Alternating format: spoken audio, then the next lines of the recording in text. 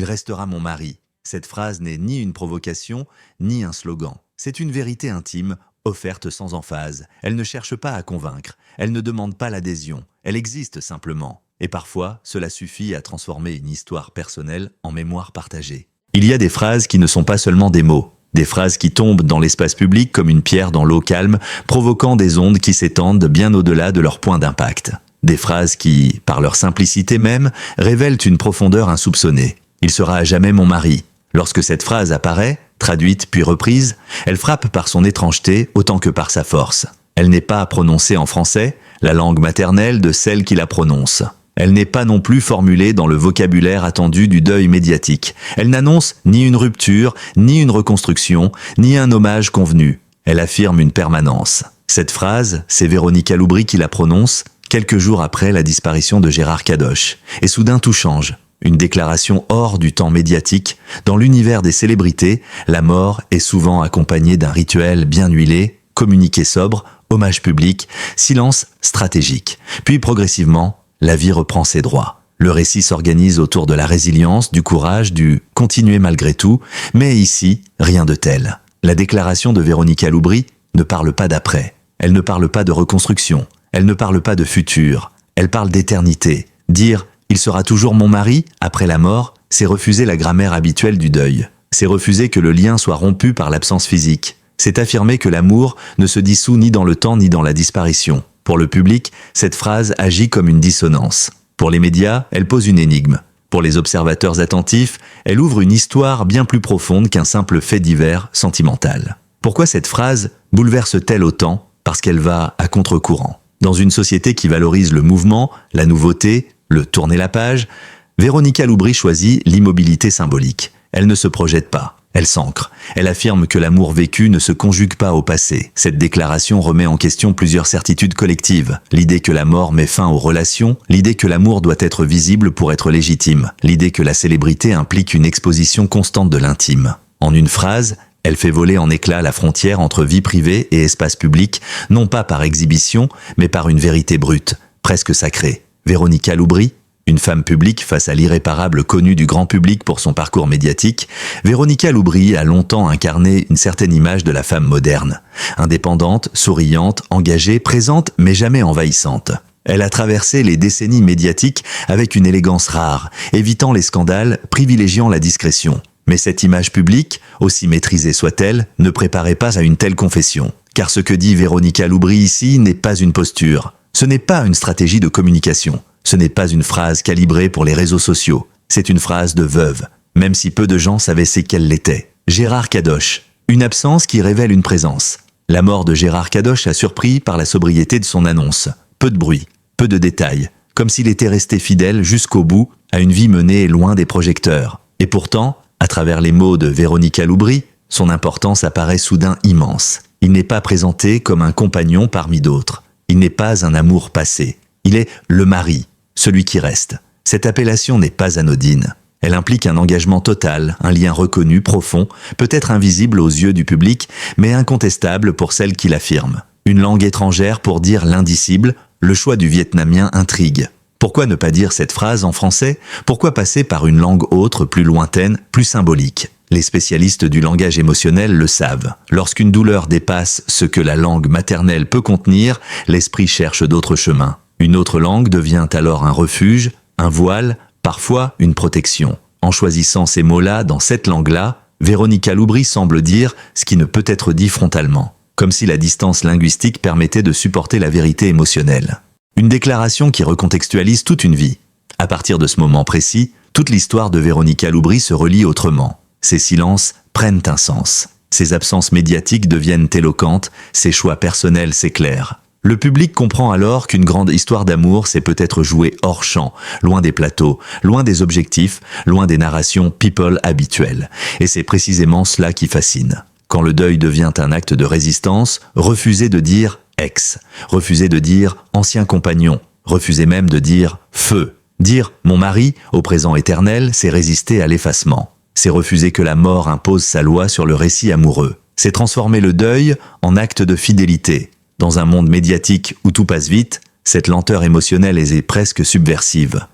Une onde de choc silencieuse, Il n'y a pas eu de cris, pas de polémiques immédiates, pas de surenchère, mais il y a eu quelque chose de plus puissant, un silence lourd, chargé de respect, ponctué de milliers de réactions discrètes. Des messages de soutien, des témoignages anonymes, des personnes qui, à travers cette phrase, ont reconnu leur propre douleur. Parce que cette phrase ne parle pas seulement de Véronica Loubry. Elle parle de tous ceux qui ont aimé sans jamais cesser d'aimer. Ce que promet cette histoire, derrière cette phrase se cache une relation tenue à l'écart du tumulte, un homme resté dans l'ombre, une femme qui choisit la vérité plutôt que la narration attendue, et une réflexion profonde sur ce que signifie aimer au-delà de la présence physique. La suite ne sera pas une simple chronique sentimentale.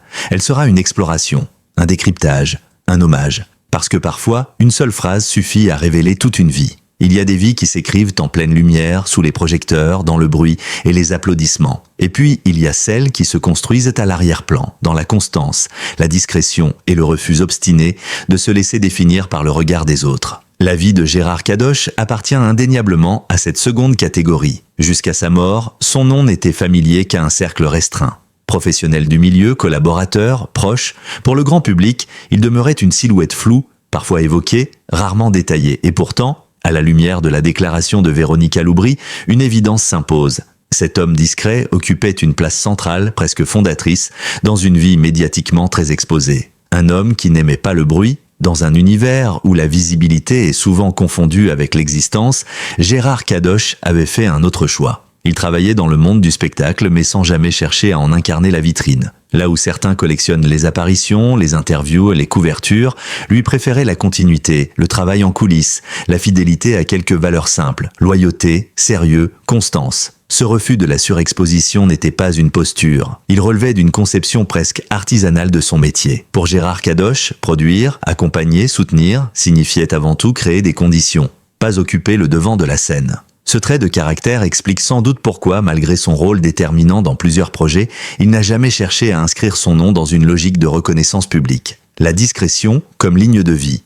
Ceux qui l'ont connu décrivent un homme posé, réfléchi, attentif aux autres. Un homme pour qui la parole avait du poids, précisément parce qu'elle était rare. Il ne parlait pas pour remplir le silence. Il parlait quand cela avait du sens. Cette manière d'être contraste fortement avec la culture médiatique contemporaine où l'on commente souvent avant de réfléchir, où l'on s'expose avant même de comprendre ce que l'on ressent. Gérard Kadosh incarnait une autre temporalité, une temporalité lente, une temporalité intérieure. Et c'est peut-être cette lenteur qui a rendu possible une histoire d'amour durable avec une femme dont la vie, par nature, se déroulait sous le regard du public. Un équilibre inattendu avec une femme médiatique, à première vue, tout semblait les opposer. D'un côté, Véronica Loubry, figure médiatique, habituée au plateau, aux interviews, aux projecteurs. De l'autre, Gérard Kadosh, homme de l'ombre, presque réfractaire à l'exposition. Mais c'est souvent dans ces contrastes que naissent les équilibres les plus solides. Là où Véronica Loubry devait constamment composer avec l'image,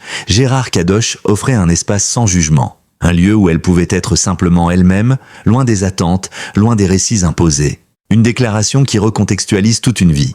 À partir de ce moment précis, toute l'histoire de Véronica Loubry se relie autrement. Ses silences prennent un sens. Ses absences médiatiques deviennent éloquentes. Ses choix personnels s'éclairent. Le public comprend alors qu'une grande histoire d'amour s'est peut-être jouée hors champ, loin des plateaux, loin des objectifs, loin des narrations people habituelles. Et c'est précisément cela qui fascine. Quand le deuil devient un acte de résistance, refuser de dire « ex », refuser de dire « ancien compagnon », refuser même de dire « feu ». Dire « mon mari » au présent éternel, c'est résister à l'effacement. C'est refuser que la mort impose sa loi sur le récit amoureux. C'est transformer le deuil en acte de fidélité. Dans un monde médiatique où tout passe vite, cette lenteur émotionnelle est presque subversive. Une onde de choc silencieuse, il n'y a pas eu de cris, pas de polémiques immédiates, pas de surenchère, mais il y a eu quelque chose de plus puissant, un silence lourd, chargé de respect, ponctué de milliers de réactions discrètes. Des messages de soutien, des témoignages anonymes. Des personnes qui, à travers cette phrase, ont reconnu leur propre douleur. Parce que cette phrase ne parle pas seulement de Véronica Loubry. Elle parle de tous ceux qui ont aimé sans jamais cesser d'aimer. Ce que promet cette histoire. Derrière cette phrase se cache une relation tenue à l'écart du tumulte, un homme resté dans l'ombre, une femme qui choisit la vérité plutôt que la narration attendue et une réflexion profonde sur ce que signifie aimer au-delà de la présence physique. La suite ne sera pas une simple chronique sentimentale. Elle sera une exploration, un décryptage, un hommage. Parce que parfois, une seule phrase suffit à révéler toute une vie. Il y a des vies qui s'écrivent en pleine lumière, sous les projecteurs, dans le bruit et les applaudissements. Et puis, il y a celles qui se construisent à l'arrière-plan, dans la constance, la discrétion et le refus obstiné de se laisser définir par le regard des autres. La vie de Gérard Kadosh appartient indéniablement à cette seconde catégorie.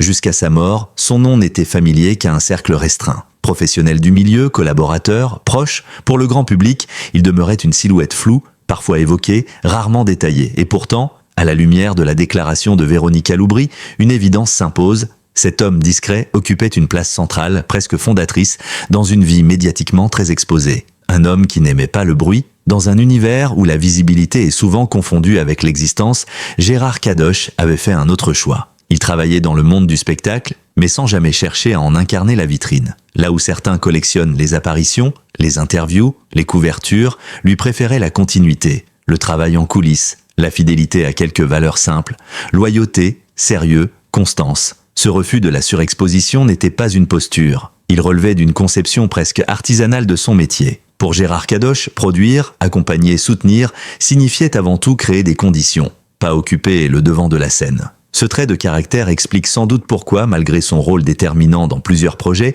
il n'a jamais cherché à inscrire son nom dans une logique de reconnaissance publique.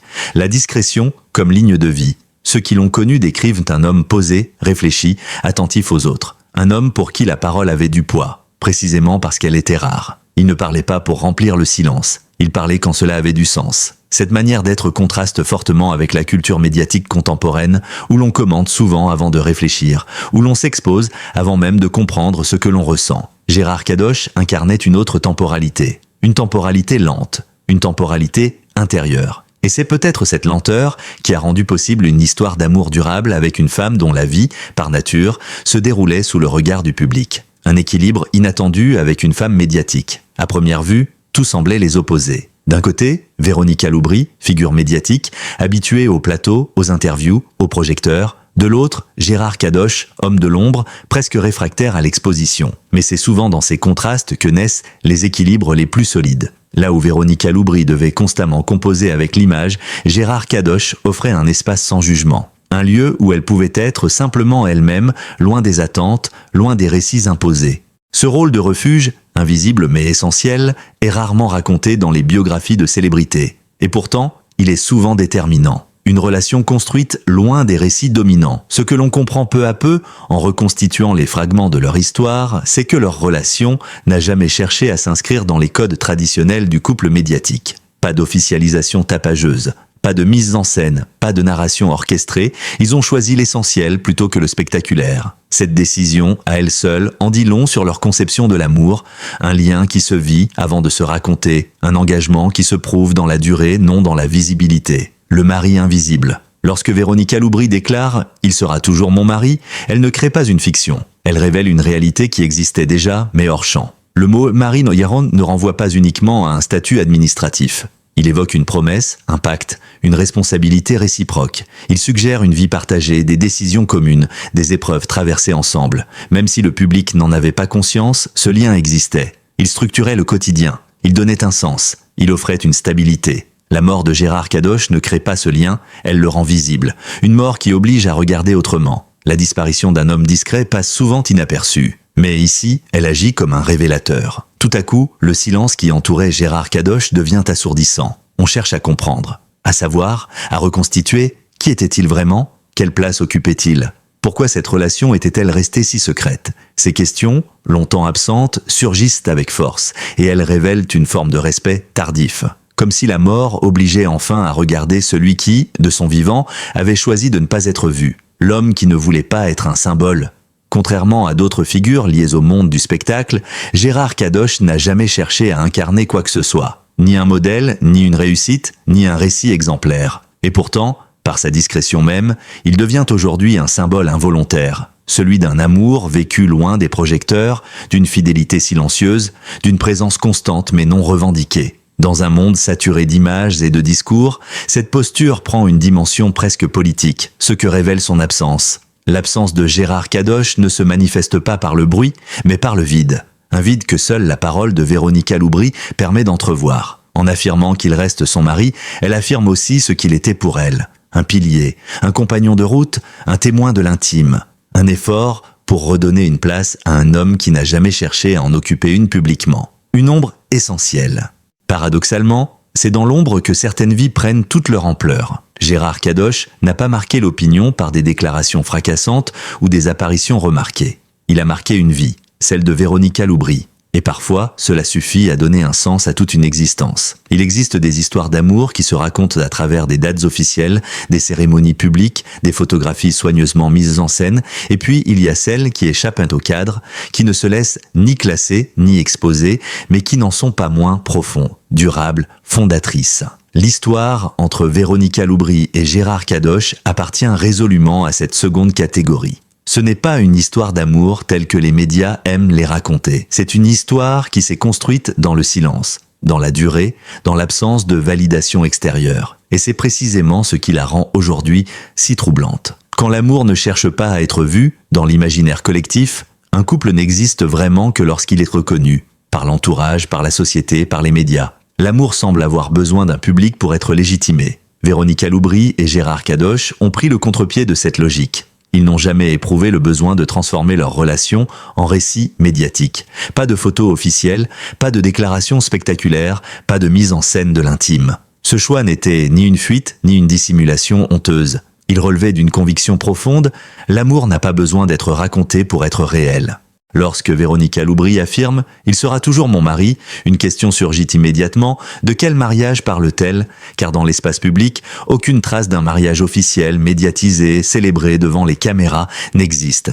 Et pourtant, dans sa bouche, le mot « mari » ne souffre d'aucune hésitation. Cela invite à une réflexion plus large. Le mariage est-il uniquement un acte administratif ou peut-il être un engagement existentiel, un pacte intime, une promesse vécue au quotidien? Pour Véronica Loubry, la réponse semble claire. Le mariage ne se mesure pas à un document, mais à une fidélité vécue. Il ne se définit pas par un rituel, mais par une constance. Une relation construite dans le temps long. Les couples médiatiques sont souvent soumis à une temporalité accélérée. Tout doit aller vite, se montrer vite, évoluer vite. À l'inverse, la relation entre Véronica Loubry et Gérard Kadosh s'est inscrite dans le temps long. Un temps fait de routines partagées, de silences confortables, de décisions prises loin du bruit. Ce type de relation, précisément parce qu'il est peu spectaculaire, échappe souvent au radar. Et pourtant, il constitue l'une des formes les plus solides de l'amour adulte. Aimer après, aimer autrement, il est essentiel de rappeler que cette histoire d'amour ne s'inscrit pas dans les débuts idéalisés de la jeunesse. Elle naît dans un moment de vie où chacun porte déjà son histoire, ses blessures, ses renoncements, ses lucides désillusions. Aimer à ce stade de l'existence, c'est aimer autrement. Ce n'est plus chercher à se construire à travers l'autre. C'est choisir de marcher avec l'autre. Ce n'est plus l'amour comme promesse d'avenir idéalisé. C'est l'amour comme présence consciente. Le choix du retrait médiatique comme acte de protection.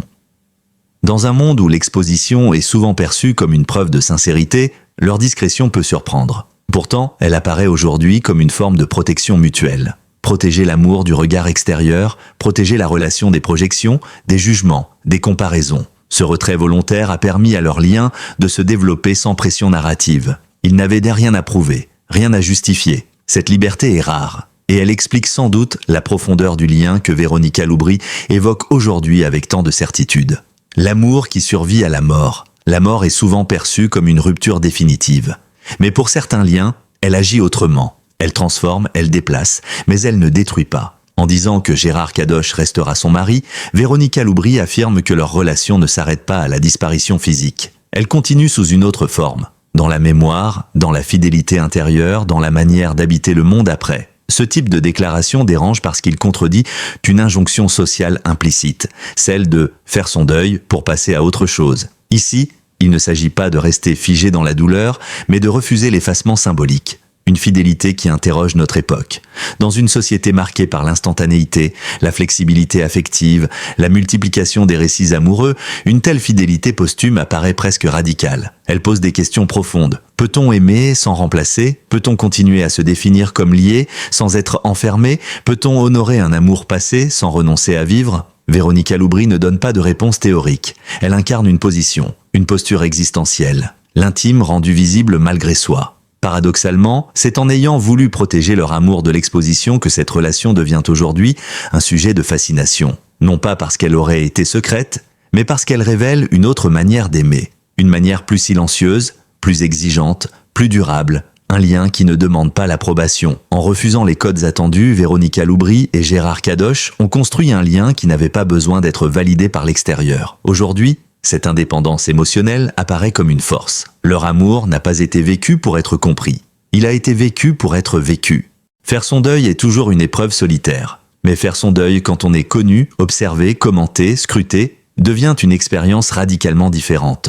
Une épreuve redoublée, parfois décuplée, par le regard des autres. Lorsque Véronica Loubry perd Gérard Kadosh, elle ne perd pas seulement l'homme qu'elle aimait, elle perd aussi le droit à une invisibilité totale. Car même le silence, lorsqu'il émane d'une figure publique, est interprété. La violence invisible du deuil médiatique. Dans l'imaginaire collectif, la célébrité est souvent associée à des privilèges, reconnaissance, confort matériel, soutien massif du public. Mais face à la mort, cette notoriété devient un poids. Chaque absence est remarquée, chaque mot est disséqué, chaque silence est commenté. Le deuil, qui devrait être un processus intérieur lent, chaotique, se retrouve exposé à une temporalité extérieure imposée par les médias et les réseaux sociaux. On attend une réaction, puis une explication, puis un signe de reprise. Or, le deuil ne suit aucun calendrier. Quand la souffrance devient un spectacle malgré soi, il suffit parfois d'une phrase, d'une photo, d'un geste, pour que la douleur intime bascule dans l'espace public. Non pas par volonté d'exposer, mais par impossibilité de se cacher complètement. Dans le cas de Véronica Loubry, la phrase « Il sera toujours mon mari » agit comme un déclencheur. Elle attire l'attention, suscite l'émotion, mais ouvre aussi la porte à une curiosité parfois intrusive. Qui était cet homme? Pourquoi cette relation était-elle si discrète? Pourquoi une telle déclaration maintenant? Ces questions, légitimes sur le plan journalistique, peuvent devenir oppressantes sur le plan humain. Le paradoxe du regard collectif. Le regard du public est ambivalent. Il peut être d'une grande douceur, porteur de soutien, de compassion sincère. Mais il peut aussi devenir une forme de pression silencieuse. Des milliers de messages affluent, certains réconfortent, d'autres projettent, d'autres encore exigent. Dans ce flot, la personne endeuillée doit trier, absorber, résister. Elle doit rester debout, tout en étant autorisée à s'effondrer. Une contradiction presque impossible à tenir. Le silence comme ultime refuge. Face à cette exposition, Véronica Loubry choisit une posture rare, le silence maîtrisé. Pas un silence hostile, ni un mutisme stratégique, mais un retrait digne. Ce silence n'est pas une absence de parole, il est une parole retenue. Il dit « ceci m'appartient ». Il trace une frontière fragile mais essentielle entre l'intime et le public. Dans une époque où l'on attend des personnalités qu'elles partagent tout, ce choix est presque un acte de résistance. Le deuil féminin sous surveillance, le deuil des femmes, en particulier lorsqu'elles sont connues, est souvent jugé à l'aune de normes implicites. Ne pas trop pleurer, ne pas trop parler, ne pas rester trop longtemps dans la tristesse. Il faudrait souffrir, mais pas trop. Se souvenir, mais avancer vite. Aimer, mais ne pas déranger. En affirmant une fidélité posthume sans chercher à la justifier, Véronica Loubry déjoue ses attentes. Elle ne demande pas l'autorisation d'aimer encore. Elle ne s'excuse pas de sa douleur, la solitude malgré la foule. Paradoxalement, plus le soutien est massif, plus la solitude peut se faire sentir. Car aucun message, aussi bienveillant soit-il, ne remplace la présence de celui qui manque. La célébrité ne protège pas de cette solitude. Elle l'accentue parfois. Elle empêche le retrait total. Elle rappelle constamment l'absence. Faire son deuil dans l'anonymat permet parfois de disparaître quelques jours, quelques semaines. Pour une femme publique, cette disparition est presque impossible. Quand la mémoire devient un territoire à défendre, en choisissant soigneusement ses mots, en refusant de livrer tous les détails, Véronica Loubry protège non seulement sa douleur mais aussi la mémoire de Gérard Kadosh. Car le risque dans l'exposition médiatique est toujours le même, voir l'être aimé réduit à un rôle, à une étiquette, à une anecdote. En restant sobre, elle empêche cette réduction. Elle maintient une dignité. Elle impose un respect. Le deuil comme transformation silencieuse. Le deuil n'est pas seulement une perte, il est aussi une transformation profonde de l'identité. Après la mort de l'autre, on ne redevient jamais exactement la personne que l'on était. Pour une figure publique, cette transformation se fait sous observation. Chaque changement est scruté, interprété. Pourtant, certaines mutations sont invisibles. Elles se jouent dans l'intime, dans la manière de se lever le matin, de regarder le monde, de se projeter ou de ne plus se projeter. Une dignité qui force le respect. Ce qui frappe, dans cette manière de vivre le deuil, ce n'est ni la théâtralité ni la mise en scène, c'est la retenue. Une retenue qui, paradoxalement, touche plus profondément que n'importe quelle déclaration spectaculaire. Le public, souvent, le perçoit instinctivement. Il comprend qu'il assiste non pas à un récit, mais à une réalité brute, fragile, encore à vif. Il y a des phrases qui ferment une histoire. Et puis, il y a celles qui l'ouvrent sur autre chose. Lorsque Véronica Loubry affirme que Gérard Kadosh restera son mari, Elle ne prononce pas une formule d'adieu, elle pose un acte de continuité. Elle affirme que l'amour ne se dissout pas avec la disparition physique, qu'il peut survivre, se transformer et continuer d'habiter le présent. Cette phrase n'est pas tournée vers le passé, elle est tournée vers la mémoire. Ce que laisse un homme qui n'aimait pas être vu, Gérard Kadosh n'a pas laissé derrière lui une œuvre visible du grand public, ni une image médiatique abondamment documentée. Son héritage n'est pas fait de titres ou de reconnaissance collective. Il est fait de présence. Une présence dans la vie d'une femme, une présence dans des choix silencieux, une présence qui a structuré, accompagné, soutenu. Dans un monde qui mesure souvent la valeur à l'aune de la visibilité, cet héritage discret rappelle une vérité essentielle. Certaines vies marquent de profondément sans jamais chercher à laisser de traces visibles.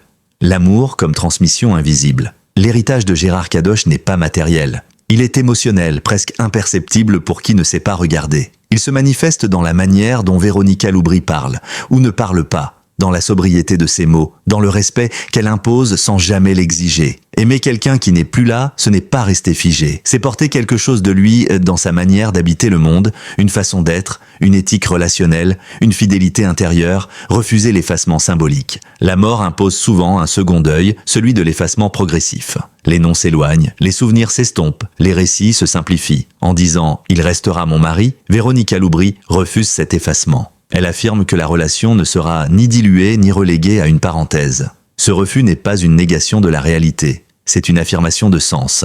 La fidélité posthume, un choix personnel. Dans notre société, la fidélité après la mort est rarement interrogée. Elle est souvent perçue comme une étape transitoire, appelée à disparaître au profit d'un nouveau chapitre. Mais ici, il ne s'agit pas d'un enfermement dans le passé, il s'agit d'un positionnement intime, celui de ne pas renier ce qui a été fondamental. La fidélité posthume n'est pas une obligation morale, c'est un choix qui n'exclut pas la vie, mais qui refuse l'amnésie. Une mémoire qui n'a pas besoin d'être spectaculaire, il n'y aura sans doute pas de grands hommages publics, ni de cérémonies médiatisées. Et c'est peut-être cela, la plus grande cohérence de cette histoire. La mémoire de Gérard Kadosh se construit à bas bruit, dans le respect, dans la retenue. Cette mémoire-là ne cherche pas à convaincre, elle existe, ce que cette histoire dit de nous. Si cette histoire touche autant, ce n'est pas uniquement parce qu'elle concerne une personnalité connue, c'est parce qu'elle résonne avec une expérience universelle, celle de l'amour qui ne disparaît pas avec l'absence.